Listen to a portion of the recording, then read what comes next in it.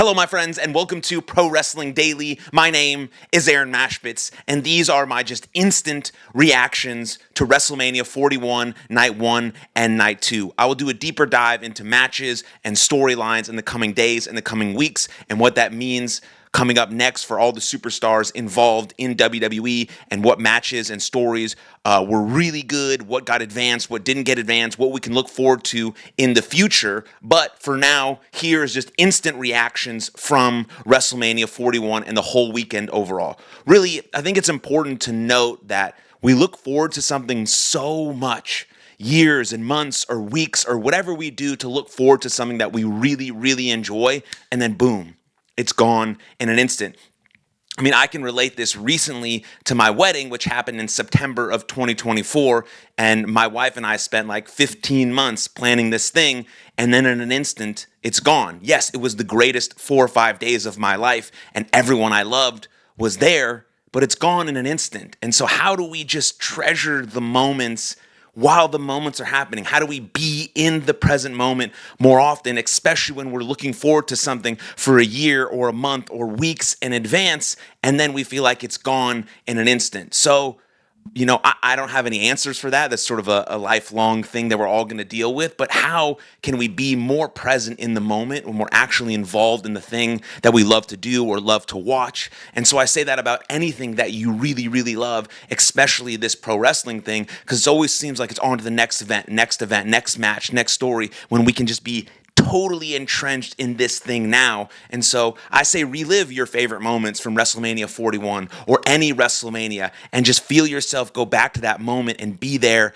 be with your friends, be with a thing that you love. That's super powerful, because life just continues to move, and we keep moving along, and we forget to be in the moment when we're in something that we really, really love. And so I say that about WrestleMania 41 or any sort of weekend or event you have that you're really looking forward to. And that's really important. I think also WrestleMania 41 or WrestleMania weekend in general is super, super important for independent guys and gals who are trying to get their name out there and do all the sorts of things that grind and hours and car rides and travel and all these sorts of things just to have these special, special moments during WrestleMania weekend. And I think wrestling fans should appreciate that as well. Even if you're just a WWE person, know that they're future stars that you're going to watch at WrestleMania, main eventing these type of shows that are on these shows, grinding out, doing 8 shows in 3 days, not sleeping, having these amazing moments in these 3 or 4 days where they're just grinding it out. And that's a really important part of WrestleMania weekend. And then we get on to actually WrestleMania 41, and my instant reaction to that is that we saw 2 of the greatest triple threat matches in the history of WWE. Not just at WrestleMania, but in the history of WWE. In my opinion, Roman Reigns versus Seth Rollins versus CM Punk was the greatest triple threat match in the history of the company. Yes, in the history of the company.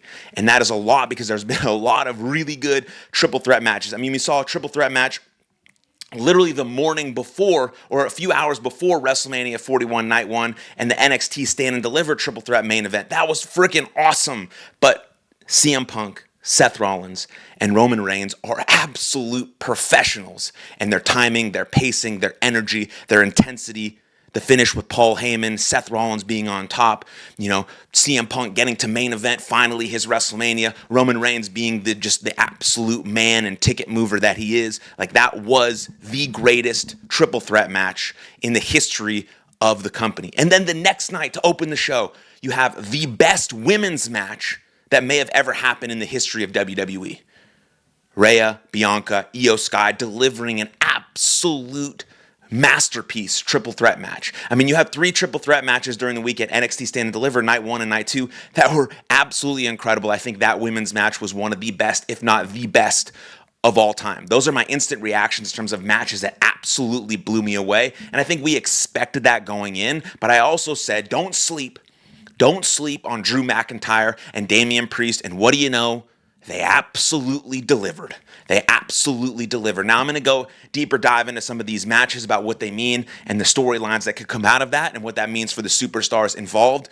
But those are my sort of 3 matches that really, really stood out for me as excellent, excellent professional wrestling matches. I think we expected that, but I don't think we expected them to be that good and sort of carry the show on each night. The main event, absolutely absolutely carried night one. And I think the triple threat and that match were the matches of the night from night two. And then we get to the main event, which a lot of people are saying was a bit lackluster. I'm sort of upset that The Rock was not involved. It's super weird to have one of the greatest moments in the history of WWE at Elimination Chamber and steal John Cena's soul and turn him heel and then not ever show up again. Maybe there's a plan. Maybe I just don't understand the plan and can't see the vision or the future, but I just don't understand that sort of booking or logic when it comes to The Rock being involved in that moment and then sort of disappearing.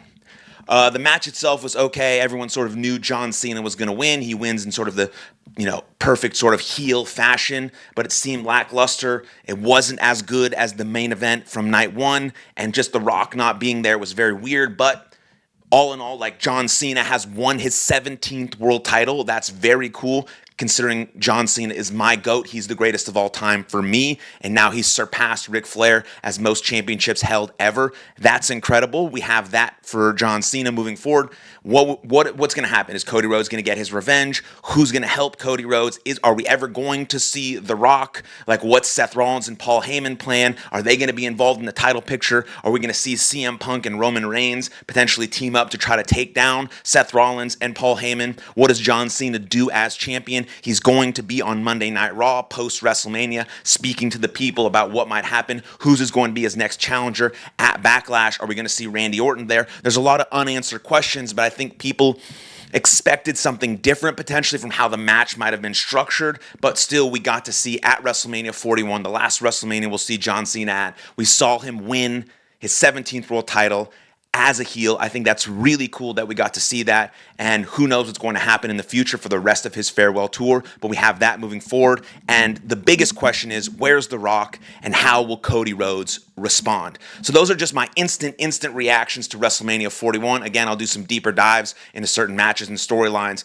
as we move forward into the rest of WWE's season. But thank you for tuning in. Please comment down below what you think and your initial and instant reactions are of WrestleMania. And then please like the video, subscribe to the channel, and share this video with every single professional wrestling fan you know on the planet as we grow together. So I thank you, and I'll see you next time. Cheers.